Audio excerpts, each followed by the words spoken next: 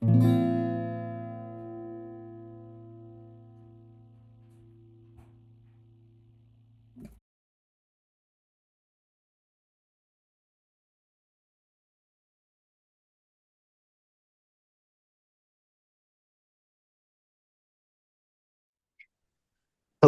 and welcome to the Reader's Craft. I'm Ethan Nicoll, and I'll be your host today. We have Leela Nicoll. She's an owning partner of Myself Is My Cards, a card and candle reading and supply shop, where she specializes in card divination, candle magic, and personalized remediation work. She's an alum of Radia Academy, and she holds a gold endorsement from the World Divination Association. And she's currently working on her master's endorsement, by the way. Um, Leela helps clients gain new perspectives and positive resolutions through the wisdom of Tarot de Marseille, Lenormand, playing cards and oracle decks.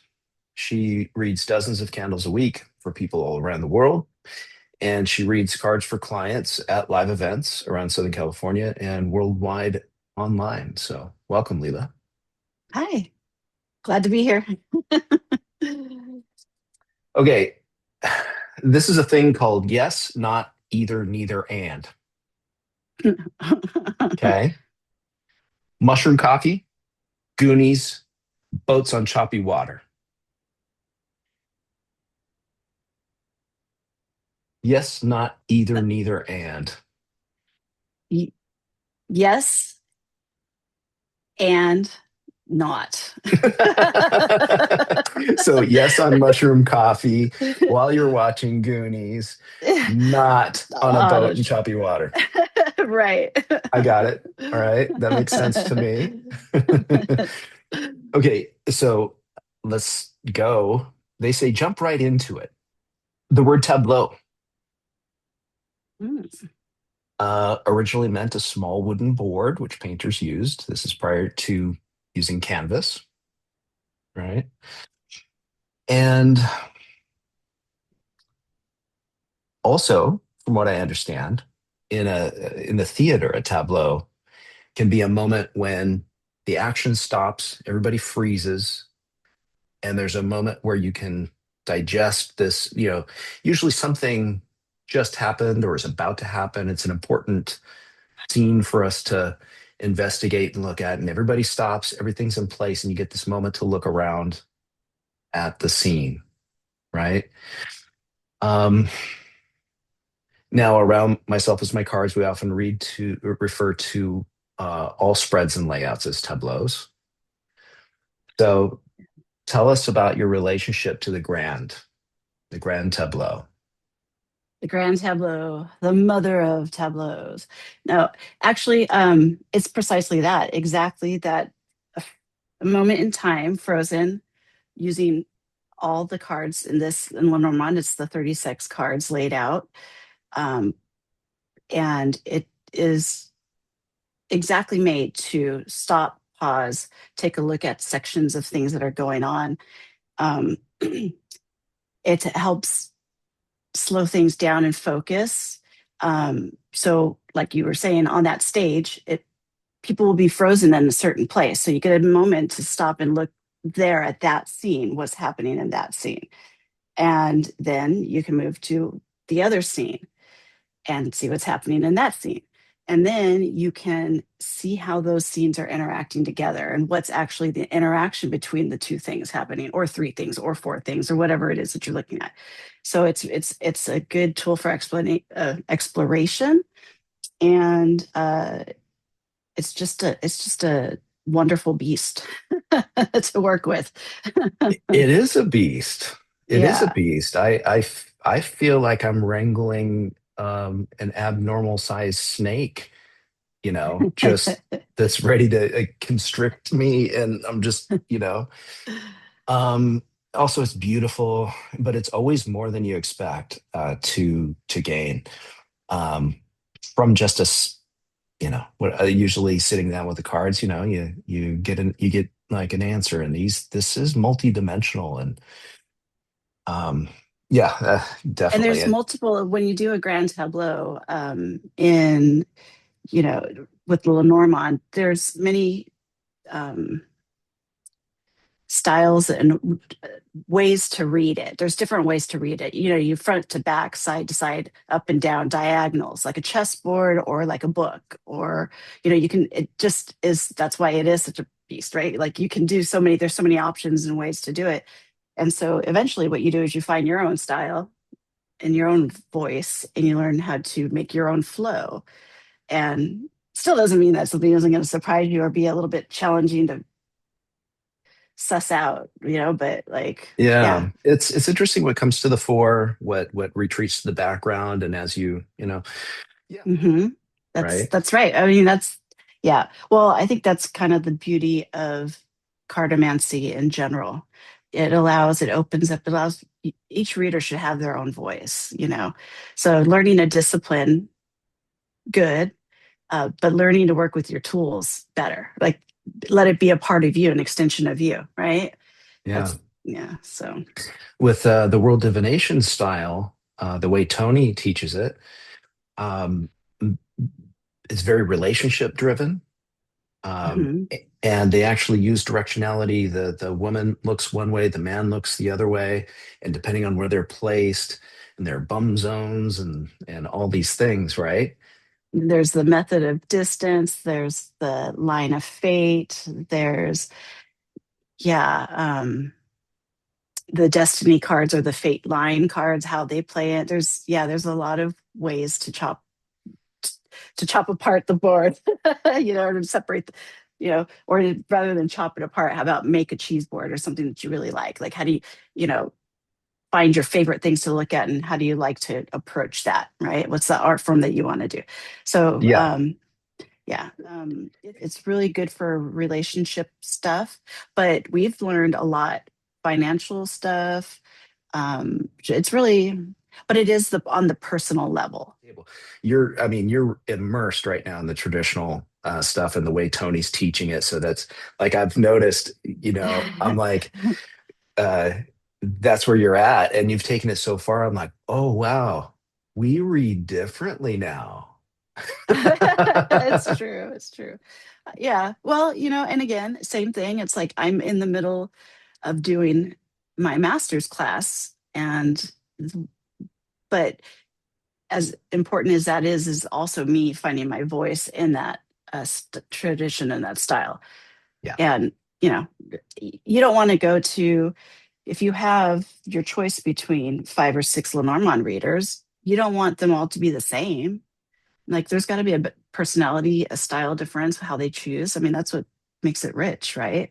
yeah, and luckily that's almost guaranteed. Mhm. Um, Oh, I was going to say, so that's why it's important to work with the tangible, that and the spiritual, the things. That's funny, making the spiritual tangible. It's like keeping yourself real and grounded. um, so I know you as a dreamer, Mm, um, and this has been something that you built for yourself before consulting with others. Frankly, you didn't have much around you to anyone to guide or ask. But you were already working with your dreams quite early to a pretty extreme extent, as far as my observance goes. I think it's always been one of your special things that you can do, something that's not available to all of us to this depth and degree. Um, I know you might not have expected me to bring that up, but can you mm. talk about that at all? What's the right way to start? Like, if you were to talk about that at all? um, well, I would start with the fact that since I started very young because it was born out of necessity. It was born out of a need to find some control in an uncontrolled environment. And when I went to sleep, that's where I learned I had control. I could work things out. I realized I could, that's, I mean, early on, I realized that um, I could control actions in my dreams. So, you know, for instance, a lot of, and I'm sure this is familiar with a lot of people, but like when you're young and you're growing up and there's scary things in the world and maybe close to you, far from you, but intense things, a lot of people will have dreams of flying. Well, for me, I was like, I'd go to sleep and I'd like be like, well, I'm flying, but how did I start flying? Because it's silly to just be flying in the air. Well, I must do something to make myself fly. So then I'd like wake up and then I'd go back to sleep. And then I'm like, okay, so what I'm going to do now, and I'd be back in the same place that I was. Now, what I'm going to do is I'm going to go running off the porch and I'm going to flap my arms and I'm going to take off and I'm going to fly and I'm going to really do it. And then I'm going to look down and see. And then it's more, now I'm immersed in this, in the world, and I can see above and I can see what, so that was kind of the beginnings. And then as I got older, I have instances of, dreaming true, and that just means that I dreamt of something and it happened. It was either happening at the time that I dreamt about it or it happened like during my waking day. Um, Not too long ago, an example of that, not too long ago, I was dreaming about like and I can't remember precisely, obviously, 'cause it's been a while, but a giant yellow butterfly flying like around me and all over me. And then like my shirt that I was wearing was yellow and green. And it was kind of an intense dream. And so I remembered that. And then that morning, when I went out to leave for work, I even have a picture. I took a picture of it on our door, our porch. A yellow butterfly was right there on the porch, and I'm like, anyway, I'm like, oh my god, or actually, like not on, more on the threshold of the door than on the porch. And I'm like, wow. And then I realized I was wearing a shirt that I dreamt about. So I'm like, oh, I put that shirt on because I was dreaming about it. That's why I put that shirt on. And then the butterfly. And so I'm like, oh, so I just took the butterfly and put them in the lavender plant or the plant that's there and just, okay, have a nice day and I'll see you later. Right. So that's like something, it doesn't have to be something intense that you dream true of, but that's for me at least, that happens. Right. Um, and then, yeah, these days it's just a lot about controlling the environment in your this imagination, because sometimes this imagination is crazy. Like it gets too intense. And I have to like I walk myself into storylines and situations that I'm like, okay, I don't want to be here anymore. And I'm like, okay, but I got myself here. So now I have to figure out how to get myself out. So I will go back in. I'll find a solution, go back into the dream, try that to get out of it, and most of the time it works. Sometimes it doesn't. And guess what? I'm stuck with that dream like for a week in my like waking life. But then that means I needed to not manipulate it too much. So Hmm. so anyways, that's kind of that's my dreaming. It's like in the psychology world, that's like you're gonna just name and completely um know exactly where in your subconscious brain that you're working on in this thing. That's why you have elaborate dreams. It's to help you kind of dig into those levels. On a spiritual one, if you're going out and traveling and you're doing it spiritually through the cosmos, the heaven, the ether, you're not going to wrangle that in either. It's not going to have one term, one description, right? So Yeah. you can't. It's it's I'm hard pressed to have a description of that. Yeah, of what Right. it is you're doing or I'm doing. Do you feel that it also completes a bit of the analogous thing that's actually operative in your physical life, even without knowing which thing it is? Uh, yeah, and speaking of like an analogy and stuff, just to bring it into I guess this topic of cards and stuff. Very similar to pulling a card a day or something, or pulling a spread for yourself for the day. Let's see what the day has to unfold. It's like, okay, well, I have that with me, my dream with me. Okay, that's how my this unfolded for me. Now let's see how it applies where I see it in life while I'm out walking, doing the pedestrian thing. Yeah.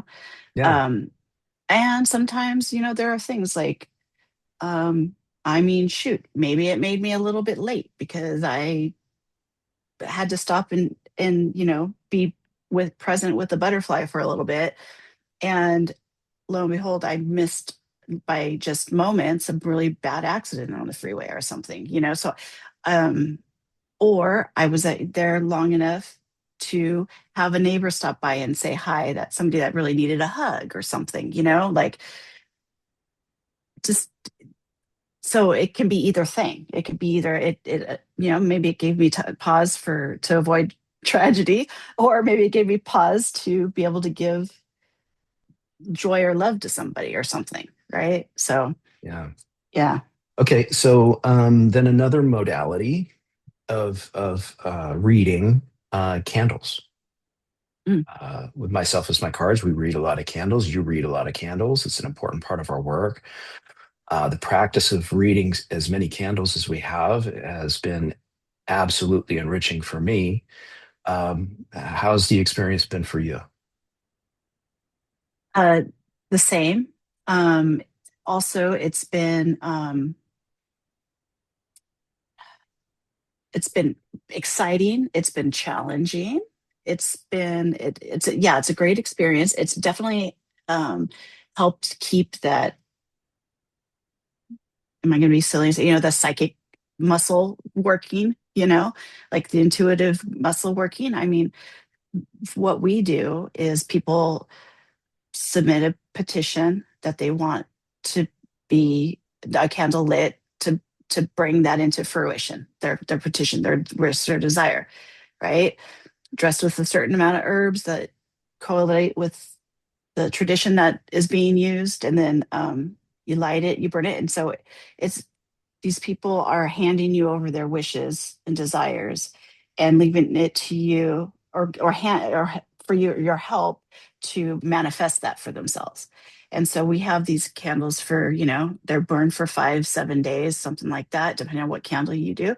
And oftentimes maybe the event that they were praying on has already happened, and we're at this point now picking up the resonance of the energy of the thing that happened. So when we are reporting to them what we saw, that's what we're picking up on.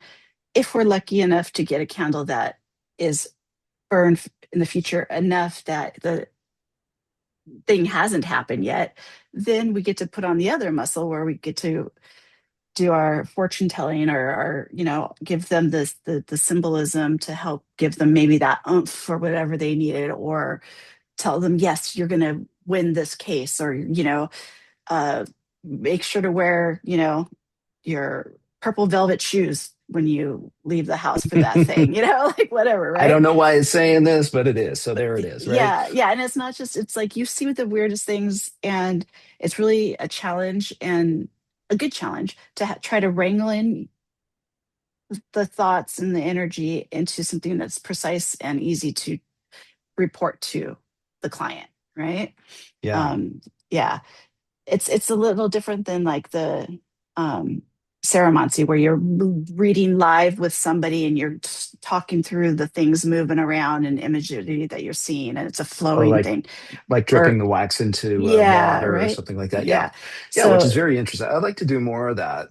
Um, me too, but it's yeah. because sometimes you're like looking at the token, and you're turning the candle, and as you're turning you're seeing different things, and it's like you do that until something goes, oh, there it is. Or you're like, sometimes it's a full scene that you Yeah. see, sometimes it's just a bird, or Mhm. you know an apple or whatever, right? It's just like sometimes it's complex, sometimes it's simple, sometimes it's everything that you don't want to be seen for the person's petition. Like if they want something and you're like, oh, but then you got to ask yourself, so why am I feeling all this like counter to it? Right. So that must mean something. So now how do you make it gentle for them to help? Maybe there's some guidance that maybe is needed there. Right. Yeah. Yeah. So, I think more with this work than any other work. Feel like it. Well, like we are expanding our vocabulary, our subconscious vocabulary, quite a bit, because it's like, why am I seeing you know a sloth riding a giraffe? right. Like, So how does this work together? And it's like you research, you learn things about sloths you never thought you'd need to know, and giraffes. and And why? giraffes, why that's either absurd or like there's actually a situation where it's a certain kind of flooding situation where that actually happens and you never knew about it and you're like, holy crap, right? I mean, And then you yeah, turn yeah. and then you go, oh my God, that's exactly right. How did I produce that? Right. Or Well, you're not producing it necessarily, and that's that weird word medium, but mhm. it through a different kind of definition. How do you feel about that? Well, so I'm pretty comfortable with saying that I'm, intuitive. Um, I'm pretty comfortable with saying that I do get um, input. I can't say messages. And like when you say medium, usually they're very good at, they say they receive messages from a thing, a place, and they transmute it to you. Yeah, For me, it's like there's just, it has no name, it has no shape or form, but there is something that comes into me because how am I tapping into somebody on the other side of the world's energy? Like, why did that come to me? And then you get those responses back where they're like, oh my gosh, yeah, my favorite, I actually own a sloth rescue or something like that. Like you'll get, like, you know what I mean? Like yeah, sometimes you'll get those things and it's like, why? Oh, well, because. And yeah, that's, yeah, channeling that energy and stuff. I mean, we're all energy, energy flows. So why couldn't it flow that way? I'm coming, yeah. So I like to have my spirituality and my hands in a lot of different pots. I like to have variety. I like potpourri. It's yeah. like, yeah. So, But most of the time when we're doing that work, it's about getting out of the way so that whatever is just is. And mhm. yeah, the exercise of standing aside, letting go, holding it like this, right? Yes. Letting go Yeah. and This isn't going to get you anywhere, right? Yeah. You're no, just, yeah. so, And the better it usually is better the more I don't claim it, and when you're in that flow state you forget you're even you, and you're just doing a thing, mm-hmm. like playing a sport or anything that you enjoy doing, cooking. Yeah. um so what specific decks are you using these days in your work, professionally, privately, combination thereof? What are you liking right now? Okay, so I have some special decks that I use pretty much regularly for the last 2, 3, 4 years, like that. I haven't really rotated many. Sometimes I'll get a new one, and right. So, as far as since we started with the Lenormand, right? Lenormand that I'm reading with, I have two decks that I really love. The first one that I use, I'm gonna hold up a card, if that's okay. Yeah. So the this is the Madame Moreau's fortune telling cards, circa 1886 or so. Of course, it's not from 1886. It's a copy of one. I don't have an antique, but so Oh, that's wouldn't that just be cool though? right. Oh my gosh, Oh, and we the might same with all invest of in these that cards, if right? I know. Oh yeah. And then I'm also using my current teacher's beautiful, beautiful Poly Sunset Lenormand. Um, it's just soft and also, but not completely. So, I mean, it's not, oh, wow, look at that. They just jumped out at me. All right. And what showed up, pardon me, Okay, so this is Tony's deck from the this is Tony's deck. Uh, World Divination Association, Yeah. and this is the one that has that the man facing one way, the woman facing another way. Of course, this is not gendered, so to speak. The relationships of all the folks that are Back. in that there's Wow. a rainbow of lots of different kinds of relationships in that whole crew, and everybody that participates, right? So um the yeah, a nice deck of cards. I think they were just camera shy, but I was going to show you like some that are not as, you know, When they're willing. all jumpers, what do you do? Yeah, Well, I you got know. to, it's So a like I grand was gonna say tableau, they're I not guess. all soft, right? Like look at that snake, right? It's very potent. So though it has beautiful soft colors, it can give very good readings, solid readings, and not everything's they're kind of brutal, just like the Madame Moreau is brutal. So we call them brutal because they just kind of just tell you the truth, whether you want it or not. Sometimes, right? That's Lenormand for So, you, you hmm know, for sure. um, okay, well, that was exciting. All right. Wow. On the Marseille side, I also, okay, so if you come to see me at my table, I do like a jam session, is what I call it. I use multiple decks, usually almost for every single reading. Except for Grand Tableau. Grand Tableau has its own space. There's nothing you don't add to it or take because that's a big spread and that's a good amount of time. But otherwise, I use I use my um, Tarot Marcella. This one is from 2016. It's by Pablo Robledo, and so it's kind of a mixture of several Marseille decks. It's beautiful. The cardstock is I've you know I, I use this a lot. Show the Um, backs. The backs are oh, show the nice. backs, the backs. Yeah. Yeah.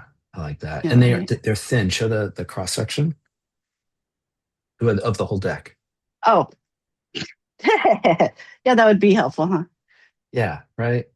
It's so manageable. It's impossible to My get little hands anymore. can, yeah. But man, I'd love for him to run those again or something. That'd be so cool. The colorations, I mean, it makes, again, it's like soft, kind of like Tony's deck where it has that softness to it. I mean, so makes, the devil doesn't look so intimidating here, although it certainly does if you give it its due time. So, yeah. And then I also bring my special deck. I will often ask my clients to pull an energy card first before I we was going start to ask any about the reading. energy card. I'm glad you brought that Yeah, up. yeah, That's and you. yeah, and I use that. What I use for that, I use the Rolashon Majors Only with the aces, and this one is created by um, Octavio Perez and Pablo Robledo, and the Rolashon, as we were discussing earlier, we only had, what did you say, a one page of a book, and it wasn't colored, and that's how this deck was created. So coloration and style is up to the person who's remaking it, what imagery they want to put in and stuff. So this deck here is the purple one that they added purple to. But so like the emperor, star. So when I want their energy, I do take out the aces. I just use the majors. We have a variety depending on the personality or energy that I'm feeling from the person. I'll either just hand it to them, just tell them, hold on to it, just pick a card, or maybe I'll shuffle it, maybe I'll have them cut it. It really just depends. But we always start with that. And it's a great way to get the client engaged in the reading and get a beat on how we're gonna you know proceed, right? So that, yeah, those are my Marseille that I use. The other thing that I use almost every time is my just my playing cards. So Mm. just, this is a French deck, that it's a Heron deck.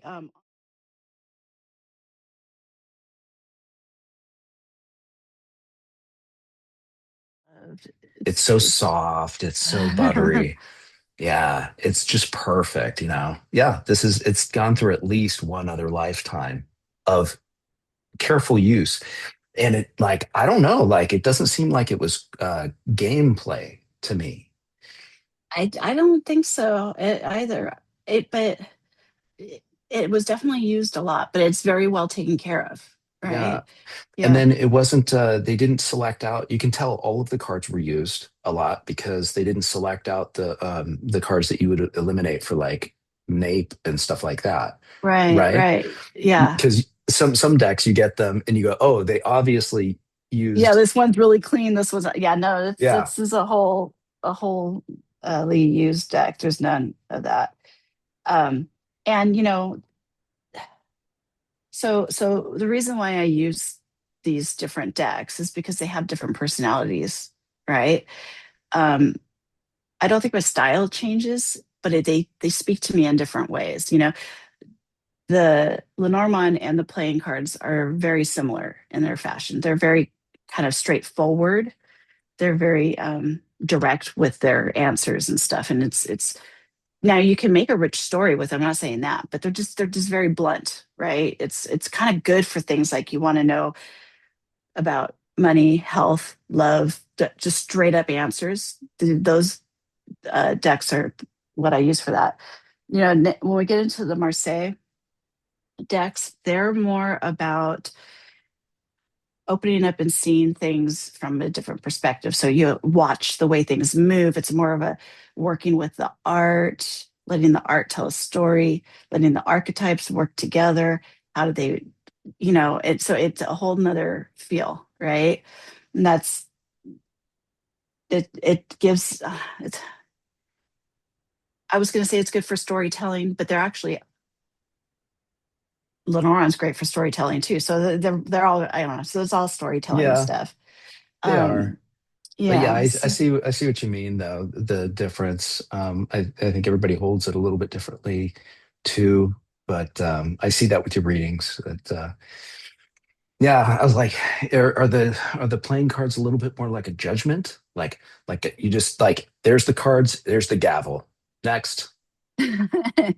I mean, kind of, yeah. Yeah, I would think so. Certainly they interact with each other too. I mean, you get diamonds and hearts, and then you get like two of diamonds and like three of hearts, and you're like, oh, that looks lovely. And then you get like, the nine of spades. It's like, oh, whoa, well, there's a change. Something happened. That's blunt. Okay, Yeah, now what? Right. yeah, So you were yeah, like, things were going so good until they weren't, or what big change happened? Isn't it? Spades, I wouldn't necessarily say is it, nine of spades is like the nine of swords in tarot completely, right? It's not like you're stick a fork in me, I'm done, terrible, scary. Could be a bunch of things. Depends on what the context is, what we're talking about. But you definitely feel that bridge. So it is feel. blunt. It's like it's almost like emotional, right? It's like each panel has an emotional feel to it. You're like, okay, if I was feeling like that, then I felt like that, then I felt like that. What does that say? Right? Yeah, Everybody yeah, knows how yeah, those yeah, things feel. yeah. Yeah. So that's good. And then, I always bring with me my wild unknown animal oracle. And this one's by Kim Kranz. And it's interesting. I just picked it up and picked it out of the box, and the card that was Uh, on top is the butterfly. So how about that? That probably what helped prompt me to remember that dream and the story, right? But this is how these things work together. I mean, this is why you use your tools. But these I offer if you know either we had an exceptionally good reading and everything's just great, and it's just like, well, let's give you a totem, right? Same for if it was a challenge reading. It's like, well, you need maybe a animal spirit guide to carry with you to get through this thing. So I'll use this to help pick one for them. And then one time I picked the tarantula for a lady, and she's like, oh, she hates spiders. She hates spiders. But we start talking about what the tarantula does, um, how it nests, how it takes care of its young, how it sheds its skin to grow. And it was actually absolutely appropriate for her. And she was like, okay, well, I only like the tarantula on that picture. Like she's not gonna, right? You know. Um, there was one time that a gal we picked, or I was showing, and I picked a hyena, and she was like, oh my gosh, that's so.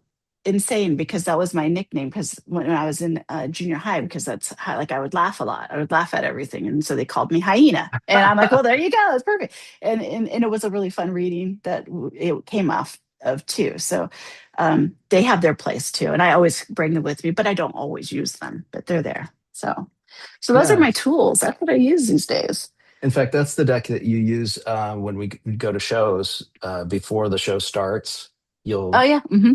you'll pull a card for us, and then usually midday, right? Because Yep. there's those days, those long days. It feels very much like you're working one shift, and then okay, it's time. You have to get some food. If you don't get some food, you're gonna Yes. regret it. All right. And then you have the other half of the day. So two Mhm. cards is kind of nice to. Well, so that was fantastic. As great talking with you like this. We're hoping to do more videos. This is a bit of a trailer that we're um, both she and I, Leela and I, will be interviewing other folks in the industry, our friends and contemporaries and teachers and people that we look up to and stuff like that. And it's a cool little project that we're looking forward to do. So this is like an example of how it's going to go. It's the reader's craft. So the idea is that we'll be talking with people that maybe they're not known for doing readings. They work with cards or they show cards, and we can talk with them about their practice that they maybe don't get to talk about much. Or if they're known as an astrologer but they like cards, we can talk with them in a space where they don't get to talk about cards but they actually love them. Or card readers that actually do a bit of astrology or some other kind of modality. We're open to talking with all kinds of modalities because these are all interesting and there's so many different types and styles and stuff. So we basically are wanting to share our community, these people that we find fascinating and fun and awesome. And we hope you do too. Uh, Well, I was going to say, so next interview, I will be interviewing you, oh, and we'll be interested to bring out, talk a little bit about what you're doing these days, which is a nice dive into astrology, and you got some good practice going on. So I'll be looking forward to talking to you about that. cool. That'll be Uh, fun. Yeah. What are you doing? What do you got coming up? Okay. Well, so Tuesday, June 2nd, I'm going to be on the Awakening Path podcast on YouTube live, 7 o'clock Pacific Standard Time. That's June 2nd, 2026. Okay. And then June 27th and 28th, we will be reading together at a New Earth event in Redondo at the Redondo Beach Center for Spiritual Living. Beautiful space. Looking forward to that.